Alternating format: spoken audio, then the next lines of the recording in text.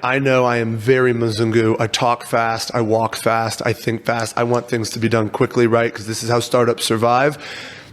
That's not always the pace that a smallholder farmer is interested in. So one of the issues that our farmers have right now is that when the rainy season comes, everyone plants the exact same crops. So 3 months later, everyone is harvesting the same crops. So for a month, there's oversupply in the market, prices drop, farmers get frustrated, and they say, hey, farming's not worth my time. But if they had planted 2 months earlier or 2 months later, they might have been able to hit it when prices are 2, 3, or even 4x higher. We had a guy just a month or two ago, he had never done commercial farming before, so he'd done maize and beans, but that was it.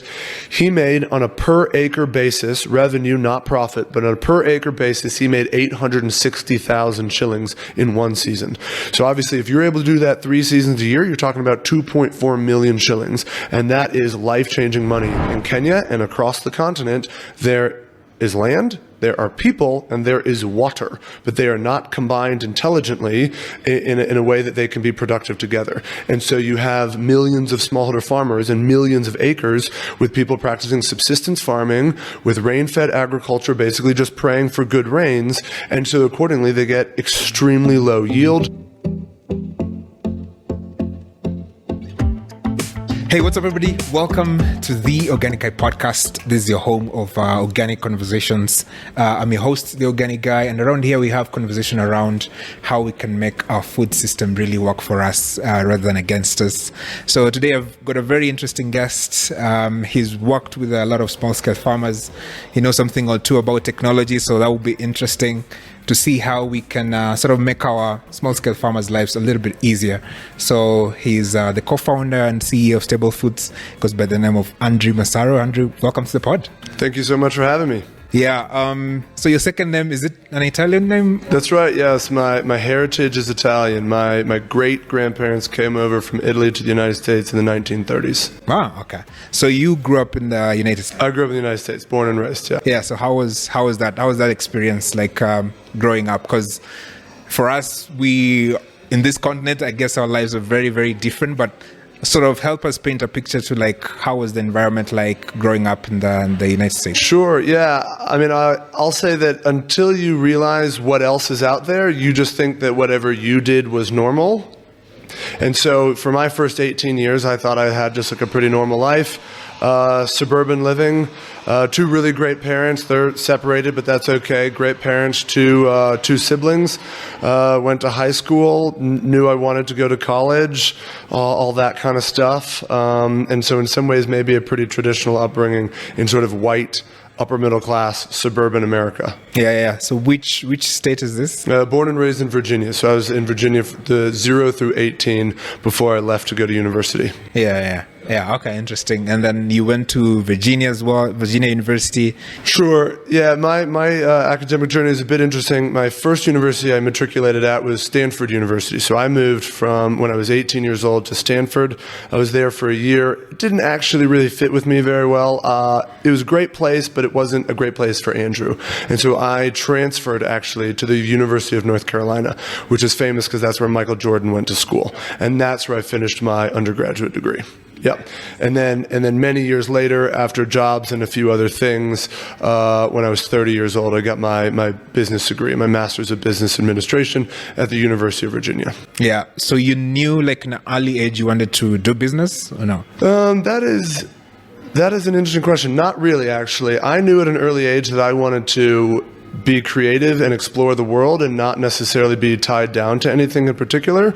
So my first 4 jobs after college, so after undergrad before master's degree, were very interesting, very diverse, but not necessarily on a career path. I just wanted to see the world and get some experience. And then only in my late 20s did I say, you know what, I'm not going to use my undergraduate degree, which is psychology. I never intended to be a psychologist. So let's do a business degree because that opens the doors to a lot of things. Yeah, because that's I imagine that's very different because you've worked with a Fortune 20 company, you've traveled to like Latin America, and you're in Africa right now. Yeah. So I'm wondering like how is that experience like, especially if you look at the South and the Latin America space and in the African context, both classified as like third world countries. What do you think is the difference, or is there like similarities between? Sure, that's really interesting. So you're right. My first couple jobs after university, so 22, 23, 24, up till 28, were in Latin America. And that was when I really sort of fell in love with, how do I say, not living in the United States. Partially because living in the United States, as we all know right now, can be pretty difficult and pretty unpleasant. And I do feel like a coward for leaving, but that's just not where I feel called to be right now. And then also there's just a lot of really interesting things going on, and that's what drew me to East Africa. So I moved to East Africa in April of 2018, and it was because there are some really interesting companies, really interesting social enterprises, possibly even really interesting NGOs that are doing creative, innovative work. And East Africa, in some ways, I would consider sort of a pocket for that. And so that is what drew me here. In terms of the comparison between Latin America and East Africa, there are some similarities, specifically in agriculture, a lot of smallholder farmers, a lot of sort of poor infrastructure, maybe not very stable governments, and also, therefore, lots of opportunity to build things that can be really both helpful, beneficial, and maybe profit producing. I like the fact that you say, like, you see in terms of like opportunities that are available given the kind of circumstances are within these areas. That's very interesting. In Kenya now, you've worked in South America and you've come to Kenya. Like, take us through that process. How is it settling in Kenya? Is it easier? Yeah, that's interesting. So when I moved to East Africa in 2018, and I moved to Rwanda. So I lived in Rwanda for 2 years, and now I've been in Kenya for 5 years. So the first move from the United States was directly to Rwanda, and that was, relatively easy. Again, I'd lived outside the United States for many years before. I know that you don't just expect the same life, and that's not what I wanted. So I was getting what I wanted. I wanted different, interesting, unique, and so that's what that was happening. Rwanda was a less easy place to acclimatize to than Kenya, and I would say first and foremost because of the language. I do not speak Kinyarwanda, and I do not speak French. I speak English and Spanish. Obviously, 99% of Kenyans speak perfect or nearly perfect English, right? So it's very easy to just get in with people, to get around, etc. Whereas in Rwanda, there was I felt it a little bit more isolating because I had very few friends that were not expats, because not that many Rwandans, or fewer Rwandans than Kenyans, speak English, and so there was just a smaller population of people that I could communicate with. Yeah. So it's easier for you. It was easier for you to settle in Kenya than in Rwanda. Okay. Also, Kenya's bigger, right? Just a little bit more developed. I think we can all say that from an HDI or a GDP per capita perspective. And also, let's just be honest, whether it's Kenya or not Kenya, Nairobi is the political, social, and economic capital of East Africa, right? And so there's just a lot going on. If you want to be engaged, if you want to do cool stuff like this, if you want to have cool professional opportunities, this is the place where those opportunities are most abundant. They exist everywhere, but Kenya has the most of them. Yeah, that's very true. It's really interesting to have like an outside perspective or view of how Nairobi is viewed. It gives us a lot of perspective and also like appreciation of what we have as well. Nairobi is an incredible city. I'm not going to say it's perfect. Obviously, we all know its imperfections, but it has basically everything you could ever want. Yeah, I'm very pleased to be here, and I appreciate both the Kenyan people and the Kenyan government allowing me to be a guest in this country. Yeah, nice. So let's talk a little bit about agriculture. Obviously, you have started a very cool company, Staple Foods, co-founder, and you're the CEO. So take us through the story behind it. Like, how did you end up starting Staple Foods? Yeah, well, we'll start from the beginning. So I got to give a lot of credit to a few other people who are like the true originators. So there's a venture builder. Are you familiar with the term venture builder, right? A company that builds little businesses that then grow up. A venture builder started by a woman named Ruth Burtons, who's here. The venture builder is called Pyramidia Ventures, and they basically work to solve inefficiencies in food production systems, agricultural systems. And so one of the primary inefficiencies that they had identified, which is the thesis for Stable Foods, is that in Kenya and across the continent, there is land, there are people, and there is water, but they are not combined intelligently in a way that they can be productive together. And so you have millions of smallholder farmers and millions of acres with people practicing subsistence farming with rain-fed agriculture, basically just praying for good rains. And so accordingly, they get extremely low yield, which therefore does not contribute to food security. It does not contribute economically in any material sense. But that asset, the land, the asset, the people, and the asset, the water, are all at a 10% utilization rate. If we can combine them intelligently, then all of a sudden we can massively increase our productivity, and that is going to be good for the world in so many different downstream ways. And so that vision was born out of, or that idea was born out of some Pyramidia, the venture builders' ideas, and then they said they wanted to put together a business. They did a couple months of tests and pilots. It went pretty well, and they said, okay, let's get some real money, some institutional investment. The institutional investors said, we're not giving you a shilling unless you have a CEO in place, and so then they went to the market to look for a CEO.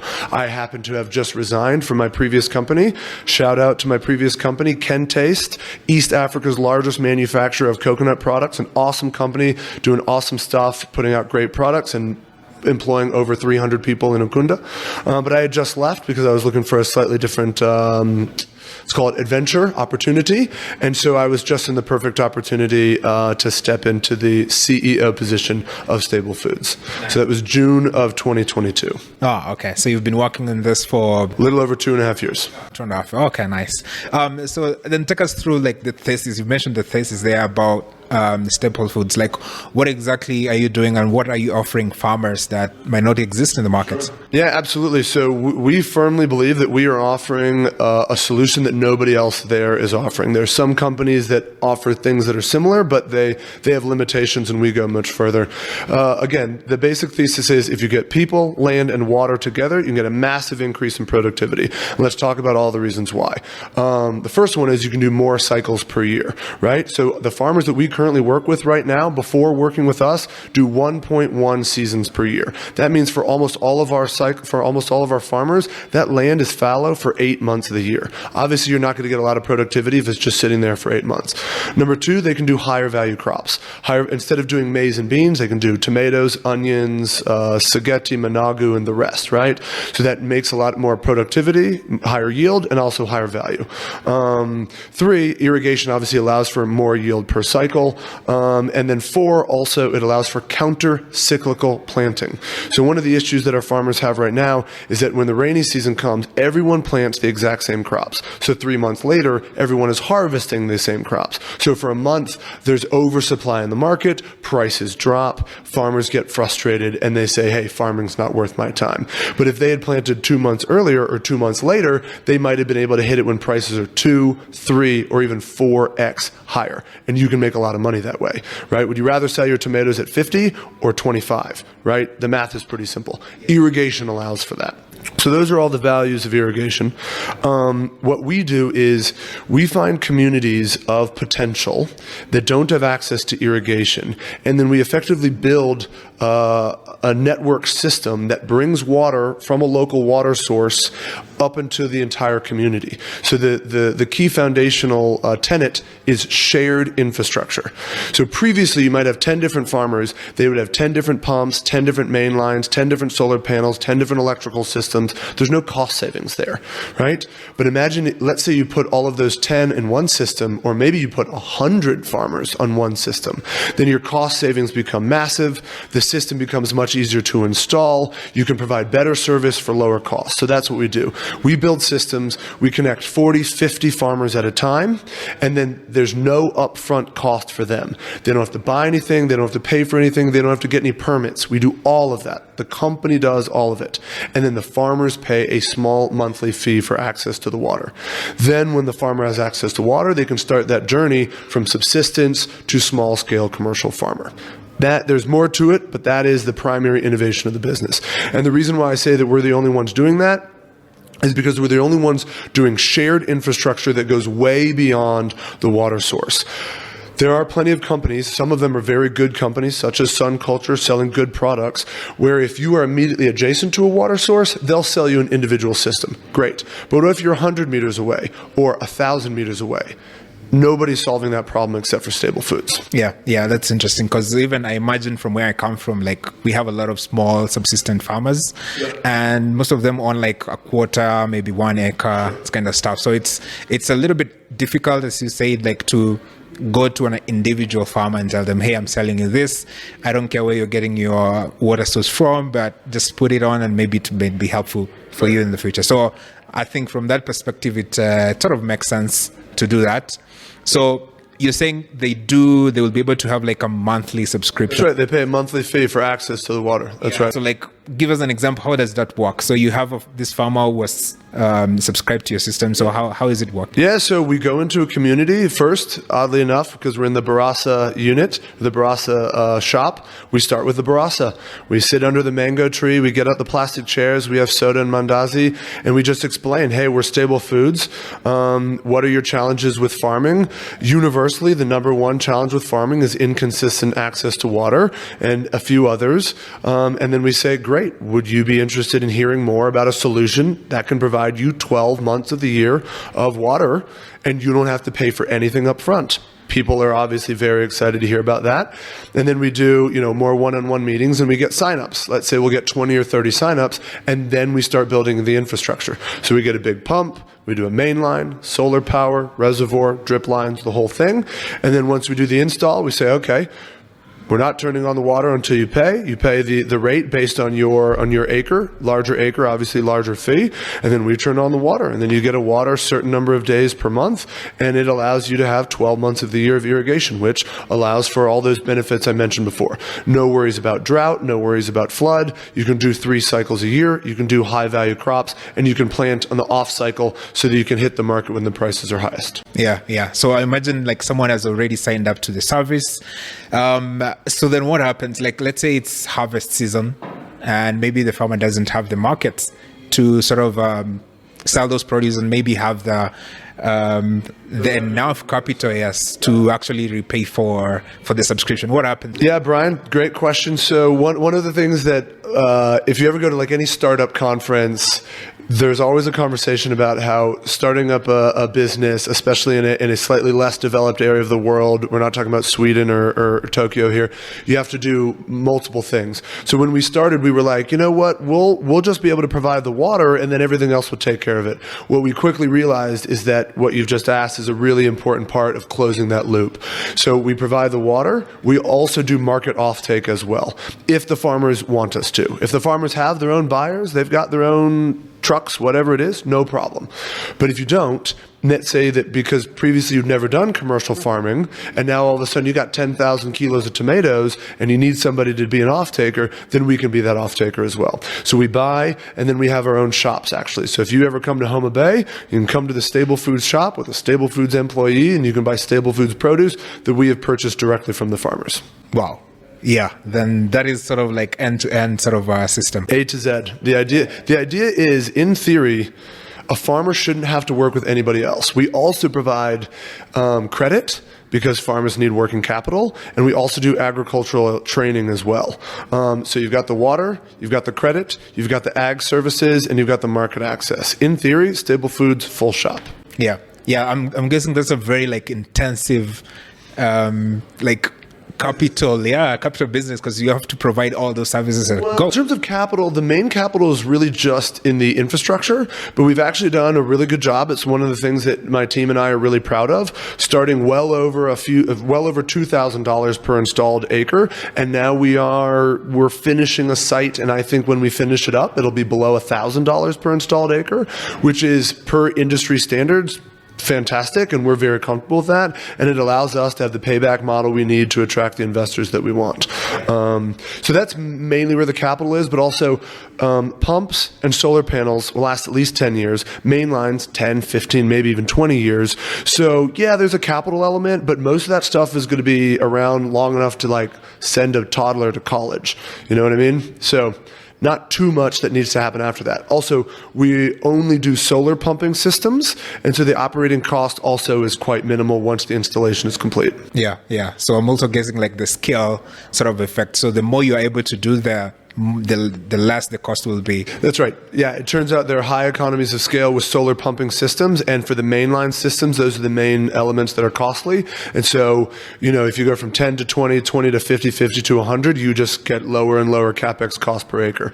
So that is the strategy. That is the play. Okay, makes sense. So talk to me a little bit about the technology part of it, because once someone has subscribed to the model, like, is there a technology that you're using behind it that is helping the farmer, maybe in terms of disease or in terms of climate? Yep. Is there any technology you're employing behind it? Absolutely. So first and foremost, Stable Foods is a business model innovation, right? We didn't invent solar pumps and we didn't invent drip lines, but we are bringing that stuff to farmers that never otherwise would have been able to access or to afford it themselves. So our first innovation, although not tech, is drip lines, because most of the farmers, I assume that use furrow irrigation, the flood irrigation, right? And whereas drip lines are far more precise, so you can have, depending on the crop, between 10 and 30% higher seed count, which then leads to 10 to 30% higher yield, which is what everybody wants. So that's number one. And then in terms of the tech that we are employing, so we are employing solar powered and cellular controlled valves, so that we can just by a push of a button on a phone, you can turn the valves on and off, which allows us to provide better water access, and it also allows us to reduce our overall costs, which of course then allows us to provide better services to the business. And we haven't started, but we're about to start incorporating drones to do aerial analysis. Drones can help us estimate yield. They can help us identify areas where maybe our irrigation isn't being complete, and in some cases they can even identify pests and diseases. And if you want to spend a little more money on drones, you can even do foliar sprays and pesticides and herbicides through the drones themselves. So that's going to be really exciting. And then in addition, we're creating a platform that links our farmers to us, and then us to our downstream customers, the mama and boga and the buyers, so that we can basically have one sort of seamless network, so we know exactly sort of in real-time demand what we need to have at any given time. So given that you have been doing this, I'm assuming you have some farmers already who are in the system. So is there any success stories sort of that you can share with us of a farmer who has been using your system and is seeing maybe a 10x or 3x in terms of production? Absolutely, yes. So we definitely track that information, and we watch that stuff pretty closely. Obviously, we want to make sure for two reasons. One, that we're providing the impact that we want to be providing, but also that we're providing the value to the farmer, right? There's no point in asking them to join all this program and pay the money if they're not actually making a lot more out of this. So the short answer is we did, admittedly, an internal impact assessment about a year ago, and we found that on average, farmers were making 480% more profit in a year with us than the year before with us. And that is for all the reasons I said: higher yield, higher value crops, higher sell price because they were planting during the dry season, and very importantly, the multiple cycles per year. So 480%. And we are very proud of that. That said, there were still some, we'll call them misses, or some areas for improvement. And in fact, if you take some of the misses out, which you shouldn't, because of course they happened, that average was actually closer to 600%. And in some instances, we even hit 1,000%. And that is, of course, the stuff that we're really proud of, because we've transitioned subsistence farmers who are producing very little, making very little, into small scale commercial farmers at a successful level. Just recently, we had a guy just a month or two ago. He had never done commercial farming before, so he'd done maize and beans, but that was it. He made, on a per acre basis, revenue, not profit, but on a per acre basis, he made 860,000 shillings in one season. So obviously, if you're able to do that 3 seasons a year, you're talking about 2.4 million shillings, and that is life-changing money for rural Kenya, in an area where there's no running water, there's no electricity, there's not even paved tarmac. Yeah. Those are impressive numbers, I must say, in terms of percentages and what you're able to do to the small-scale farmers. And most people I know, at least, who want to start a business are very skeptical in terms of working with small-scale farmers, obviously, for obvious reasons. But for you, what do you think then are the challenges you've been faced so far working with small-scale farmers? Brian, that's a great question. One of the challenges is just that you've got this business, you've got this business plan, you've got this business strategy, you've got all these employees, and they want to just run, and then maybe a smallholder farmer is just working on a slightly different pace, if you know what I mean, right? I know I am very Mzungu. I talk fast, I walk fast, I think fast. I want things to be done quickly, right? Because this is how startups survive. That's not always the pace that a smallholder farmer is interested in. Also, I know personally that I'm not out there to steal their land or to rob them of their title deed, but there has been a lot of instances of nefarious people coming and scamming people out of their land. So there's a real trust gap as well. So both of those things combined mean that like we are together, but sometimes we're just going to move a little bit slower than maybe the fast-talking, Mzungu from Virginia wants to happen. So that's number one. And then number two is I would say that it's really important to remember that subsistence farmers, smallholder farmers, not all, but many live a life of economic diversification, right? So when you don't have a lot of life savings, you don't have a lot of money in the bank, you can't put all your eggs into one basket. So they've got a little job over here, they got another opportunity over here, they got a side hustle and a second side hustle over here. So then it's important to recognize that when you are just going to be one portion of their economic opportunity until they realize that this is a really good one and they should invest a little bit more time, energy, and money. And so those are some of the main things that you just really need to take into consideration when you're working with a smallholder farmer population. Yeah. That's very important as well because it's very diverse. I mean, I'm guessing if you've walked into different communities, I guess people in the coast are very different culturally and in terms of what they value in the western part. So far you've concentrated mostly in the Nyanza region, right? Sure. Yeah. Any plans like to go to other places? We would love to. And in fact, it was a really pleasant time for me during sort of Q2 and Q3 of last year. I went to 10 different counties around Kenya. I talked to over 600 farmers. Me personally spent a lot of time in matatus. It was a slow but enjoyable experience. And so I know for a fact that there is demand for our products and service all across Kenya, right? Because everybody knows that they can be making more with productivity improvements, and the number one productivity improvement is going to be irrigation, right? So there's no shortage of demand. In fact, I still usually get phone calls, usually 2 to 3 times a month, from people who have heard from from a cousin or a friend, whatever. Hey, can you come and do this irrigation thing in Meru, Laikipia, Baringo, Tana, whatever.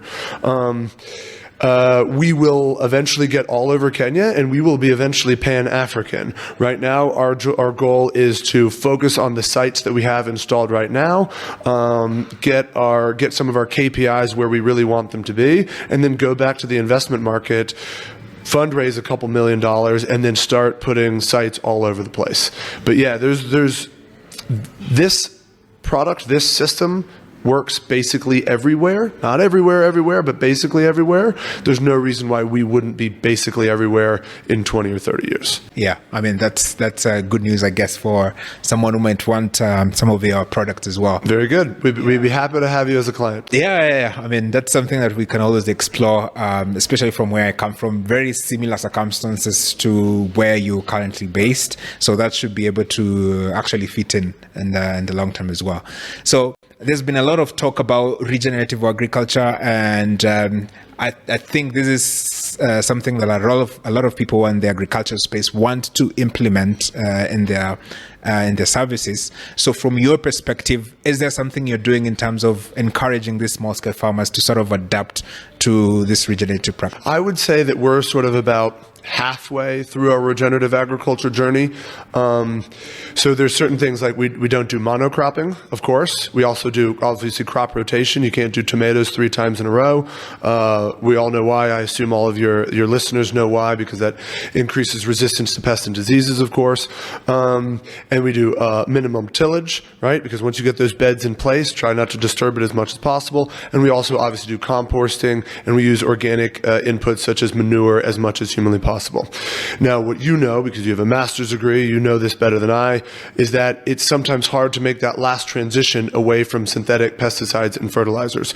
And so that is what we are working on now, coming together with a more integrated plan so we can tell farmers, all right, over the next 3 years, we're going to do these 10 little steps. Each cycle, we're going to do one thing differently such that in 3 years, we can be removing ourselves entirely from synthetic pesticides and fertilizers.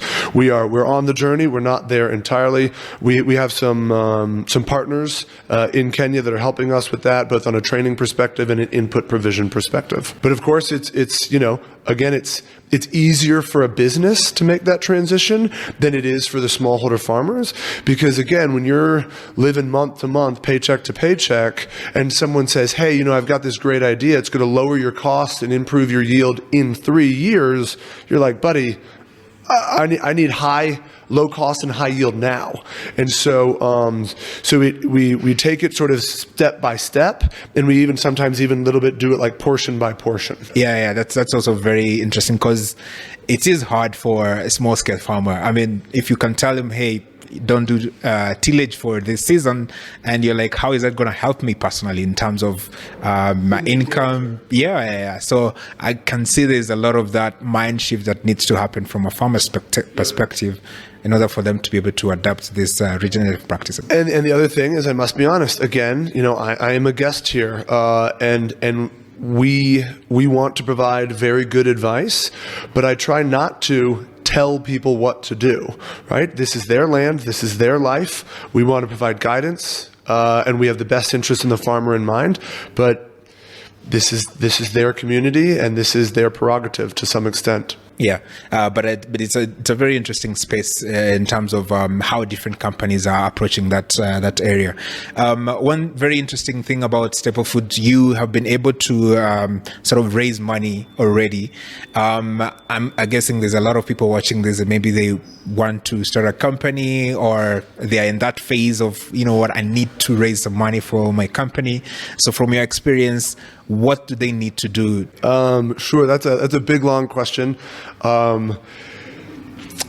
First and foremost, obviously have a business plan that makes sense, right? You don't need to have a super fancy pitch deck, right? I understand that is a thing. Sometimes, you got this super flash deck, and even though it's a crappy business, you still raise $2 million. Yeah, that does happen. But for the most part, investors are pretty intelligent, and they'd rather see a good business plan and a crappy deck than a really flash deck and a crappy business plan. So that means just making sure you understand your unit economics, right? Money in, money out, and a gross margin that's positive at the bottom. That's really step one, right? Understanding that you have a product or a service that customers not just want, but that they will pay for. And that's two very different things, right? And then after that, you got the business model, explain your customers and your revenues and your costs and your growth trajectory and all that kind of stuff. Then you got to look for the right investor. And that is not the easiest thing in the world. The investor landscape, it's not like you just go to one directory and you see 1,000 people and you can filter them out. So networking, connectioning, those sorts of things are very valuable. I've been in the space now for almost 3 years, so I know about 80 different investors on a first name basis. But I didn't know that. I didn't know those 80 investors 3 years ago. If you really want to know, if you're in a company position, Google early stage startup investors or pre-seed startup investors, and then see what pops. You'll get accelerator programs, which can sometimes give you seed money, $20,000 or $30,000, $40,000, and a lot of investment support to get you to that next level so you can really grow. There are companies that exist specifically for this purpose. Yeah. Do you think it's harder to raise money for agricultural businesses than it is for any other business? Let's say, for example, for software businesses and stuff. I'll try very hard not to be biased, but especially not just the agriculture space, but the smallholder farmer space, I think is even one level of a subset of the agricultural space. Look, there are a lot of investors out there, thoughtful, impact focused, and also just ones that want to make money. Nothing wrong with that either, that are really interested in the agricultural space because they recognize what we have recognized, which is that we are nowhere near optimization. We are nowhere near peak productivity. That said, Yes, it is easier to make money with fintech than it is to make money with some of the poorest and most economically marginalized people in the world. Yeah. So I'll let that be my summary. Yeah. That makes sense as well. So we've talked about some of the challenges that small-scale farmers face. Is there something that you think from a policy perspective and from a government perspective that governments can do to help these small-scale farmers, in fact, be sort of investable from investors and sort of from other people who might want to be involved with these small-scale farmers? Sure. Yeah, it's a difficult question because the obvious thing is like provide better services, but also I understand that Kenya has a lot of needs for its tax dollars, right? Do you want to provide better agricultural extension services? Because right now it's like one agricultural extension officer for over 1,000 farmers. That's difficult for that extension officer to provide a lot of value. Or do you want to improve the roads? Or do you want to improve the schools? Or do you want to improve, relations with other countries, right? I'm not a politician, so I'm not going to make a call on that. Everyone wants another $1 million, right? One thing I will say is that I have found it particularly difficult, surprisingly difficult a little bit, to engage with the governmental players. Just like a convening opportunity. Like there's a National Irrigation Authority. I have tried very hard to get a meeting with the National Irrigation Authority, and I have been unable to do so, even though I think that they would be interested in what I'm doing. Also, the National Irrigation Authority is spending millions of dollars to put in projects. But then what I'm hearing is they don't have a downstream partner. I'm that downstream partner. Maybe there's an opportunity for collaborate. And look, I get it. I'm a nobody, right? I got a small company. No one's ever heard of me, right? Like, what am I going to do? Write an MP and expect a response? So I'm not saying that that's what should be happening, but an opportunity for convening the partners together and having a collaborative dialogue.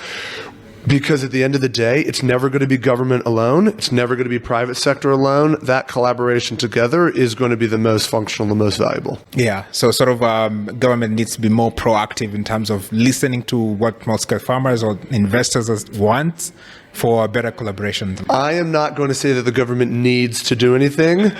But if there were an opportunity to get a seat at that table, I think that our collaboration would be valuable for the government, the company, and let's be honest, the most important elements, the farmers, right? I mean, look, let's just think about it another way, right? There were two reports that came out. The UN did one, and then there was International Water Management Institute through FAO. They did another one. They said about the same thing. About 17 cubic kilometers of water are available for irrigation that are not captured in Kenya every year. They either go into Lake Turkana, the salty areas, or they go out to the Indian Ocean, or they're just missed, right? 17 cubic kilometers, you can irrigate somewhere between 2 and 3 million acres.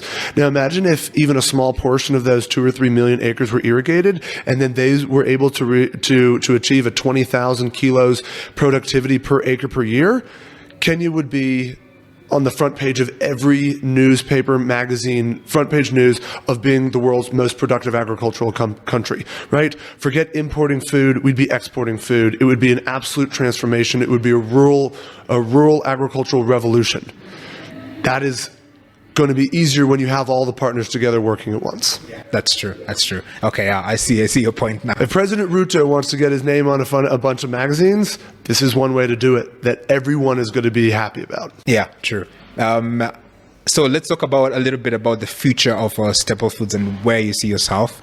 So take us through a little bit in the next 5 years, maybe. What do you see your involvement? What do you see your role is going to be for small-scale farmers? And even you can lay out your long-term, what are your long-term goals? Sure. Short term, it is all about focusing on the sites that we have active at the moment and making sure that they're operating as well as possible, right? You don't want to expand when you haven't got all your ducks in a row in your first areas, right? But we're actually making a lot of progress in ways that we're really proud of. Again, we're lowering our CapEx even further. We're lowering our OpEx further. Site designs actually in much more intelligent way. So we're providing better water and it's simpler for our staff. That means that farmers farmers are going to be able to farm better, and it's going to cost us less. Overall, very good for the business. After that, though, we're going to want to continue to expand around Kenya. So right now, the majority of our irrigation is lake fed, but we'd like to get into rivers, reservoirs, which require government collaboration, potentially doing more borehole rehabilitation, and just get all around so that everybody knows that when you talk to Stable Foods, it means that we are a reliable source for irrigation and market offtake if necessary, right? And so then once we've, even in the short term proven that, then it's, get that 7-figure, maybe even 8-figure investment to just expand, right? And then it gets to be really exciting because then you can start collaborating with bigger organizations, bigger companies. So instead of talking to one farmer at a time, maybe you talk to 1,000 farmers at a time. Boom. Maybe instead of 50-acre sites, you do 500-acre sites, right? All of this stuff just makes things easier, bigger, and that is, of course, better for the company. And then that, of course, is better for the farmers because our services will be improved. Usually when I'm not popular and I'm not famous, but every now and then I have a speaking engagement at a conference or maybe a podcast like this or an article. And then people will reach out to me and say, hey, I've got this farm in Tanzania, I got this farm in Nigeria, I got this farm in Ghana. All we need is irrigation. We'll take care of all the rest. And I always say, look, as soon as we get the investment ready to take us there, we're ready to go. We've been doing this for almost 3 years now. We've had a lot of learning opportunities. We feel really good about our ability to scale. It's just finding those opportunities, putting them in the ground and going. But that's just the core business. Going even further beyond the core business, I think that one of the things we're going to get into is export. Right? What do I always say is first and foremost, local supply, local demand. But let's be honest, if you have a 500-acre site, you probably don't need to be doing 500 acres of kale, right? The community just doesn't need that much kale. So maybe you do 50 acres of kale, and then maybe it's 450 acres of something else that's a high-value crop for export. And then you rotate them around. So all the farmers get the opportunity to have the local and the export over the course of a year, right? So that's a really obvious one. And then another one is potentially post-harvest value addition, right? So we've got a lot of grade 3 tomatoes. Should we be turning those into tomato paste, et cetera, et cetera? There's many other examples such as that. And then you go broader. I mean, eventually we would love to get into really like the educational environment, right? Because again, we're taking farmers that have never really done commercial scale farming before, and we're asking them to be commercial farmers.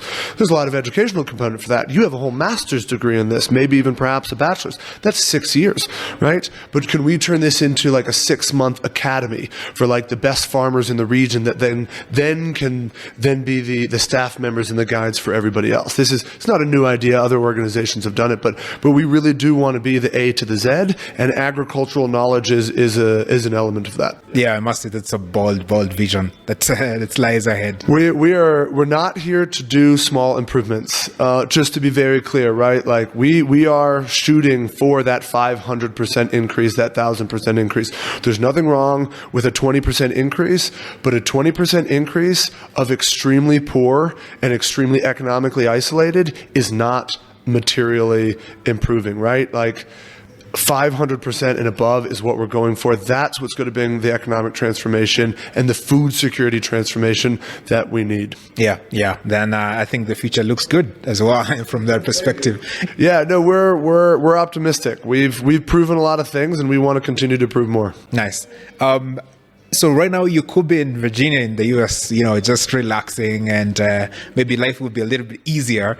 Given that you have now, dived into this mission, what do you think is your mission going forward? What keeps you going? What's your motivation to keep, helping small scale farmers? Yeah, I mean, it goes back to the fundamental hypothesis, which is just this system as it stands is incredibly inefficient.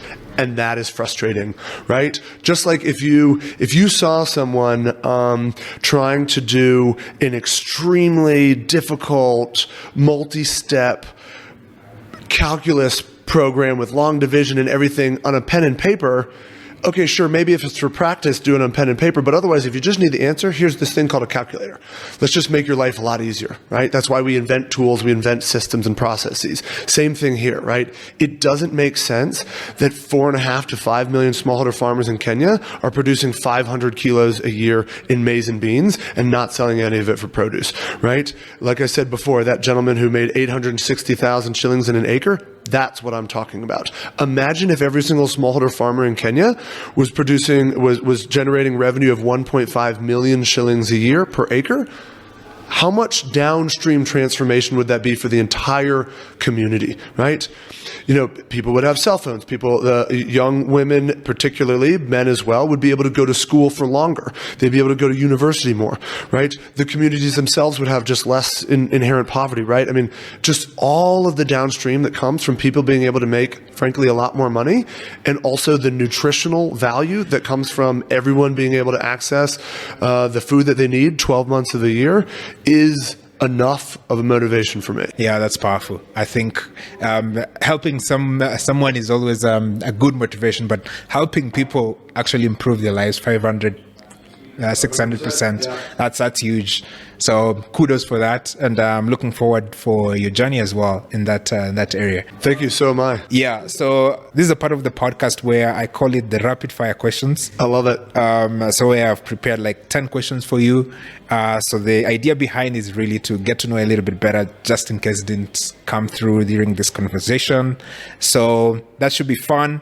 Are you ready to get going? I've been playing trivia my whole life. I'm ready for this. Okay, let's go. So the first question is, what was the first career you dreamt of having as a kid? Cliche as hell, but I wanted to be an astronaut. That sounds so fun, right? Not nearly smart enough, so I'm glad I didn't even try, to be honest. Okay, so the second question, if you had to eat only one meal for the rest of your life, what will it be? Oh man, okay, I'm going to cheat and I'm going to say 2.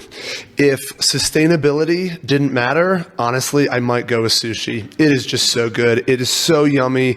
It's got vegetables, it's got a little bit of carbohydrates, it's got protein, and it's just so clean and fresh. Incredible, but terrible for the world. We are destroying the world's oceans.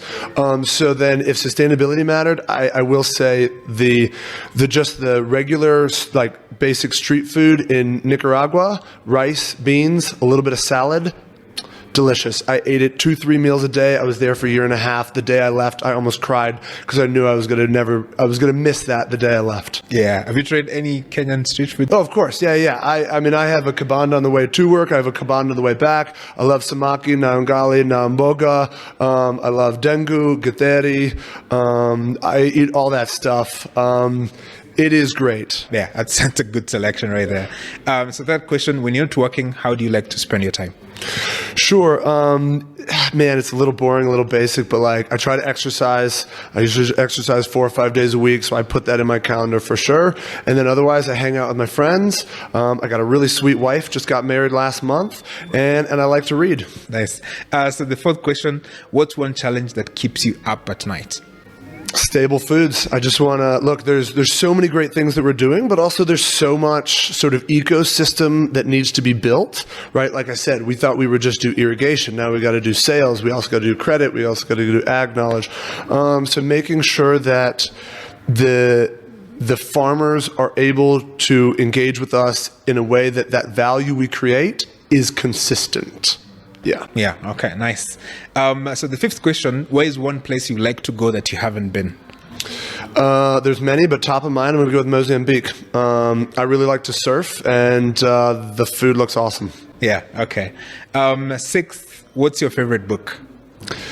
Brian, I don't love favorites, so I'm going to answer it a different way. I'm reading a good book right now that I just picked up at Half Price Books in Lavington. It's a couple years old, so the date is maybe a little bit out of date. It's called The End of Men, and obviously it's a dramatic title. People just need to make titles so that people buy books. But it's about how primarily in Europe and the United States for the last 30 or 40 years, men have not been performing relatively as well as women have in academic settings and professional settings, and so then the sort of societal frustrations that come from that that we have not been managing very well. In fact, I think it's one of the primary reasons why Donald Trump is president, because we got a lot of angry, formerly middle-class men that are looking for a savior. 7th question. If you could grab coffee with any 3 people, dead or alive, who would they be? Oh man, I don't have a very good answer to this. Some of the old scientists, I suppose, like Galileo and Isaac Newton, just because I'd be like, how do you guys even think this way? I lived 2,000 years after you and I don't have a clue what you're thinking. Wouldn't that be cool if I could just learn a little bit more? And then on the other side, it's just like I have a lot of friends that live continents away that I only get to see every 4 or 5 years. So like just in the basics, I just love to see some of my old buddies. So the 8th questions, what's been your most fulfilling moment since you've been working at Stable Foods? Yeah, I would say that they come in steps, but it's whenever we are able to bring a farmer in. Maybe they were even skeptical. Hey, I've never done farming before. I'm primarily a fisher person. Fine, I'll try it. And then all of a sudden they are like, oh, I just made a lot of money. I just really improved my family's position. This is something I can take really seriously now. Like that transition moment is just a remarkable moment in my life, in their lives, in the business life, because that's what we're here to do. Yeah. That should be fulfilling. The 9th question, what quote resonates with you most? I might cheat and go with 2, but one from my childhood that I learned just when I was a teenager by Robert Altman, who is a not very well-known director. I don't even think I care about his movies, but he says, to play it safe is not to play. And admittedly, I come from a position of privilege, so I can take risks. I know that doesn't apply to everybody, but one of the things I'm proud of in my life is that I have taken a lot of risks, personal and professional. Not all of them have worked out, not by any means, but like upward trajectory, and I've lived the life I've wanted to live accordingly. We'll go with that. Yeah. That's very powerful. So the last question, knowing what you know now, what advice would you give to your 18-year-old self?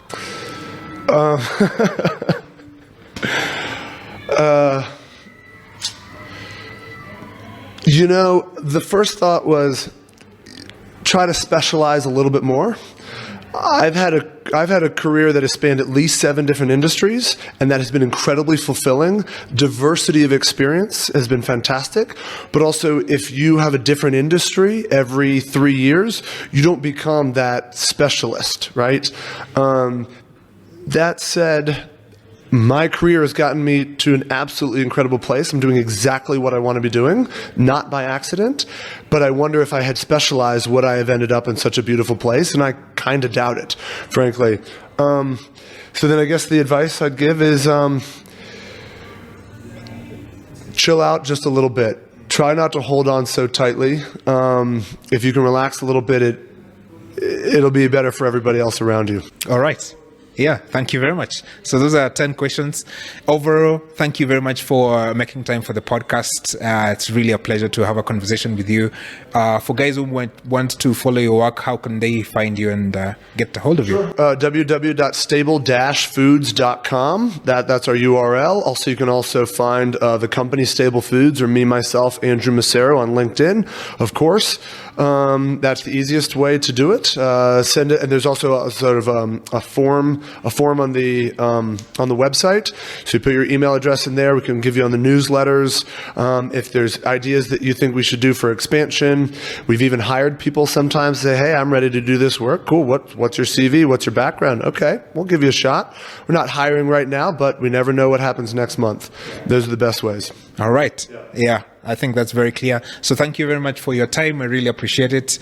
You've been very open and very, a lot of wisdom you've poured in this podcast. So I guess a lot of people will be able to appreciate that.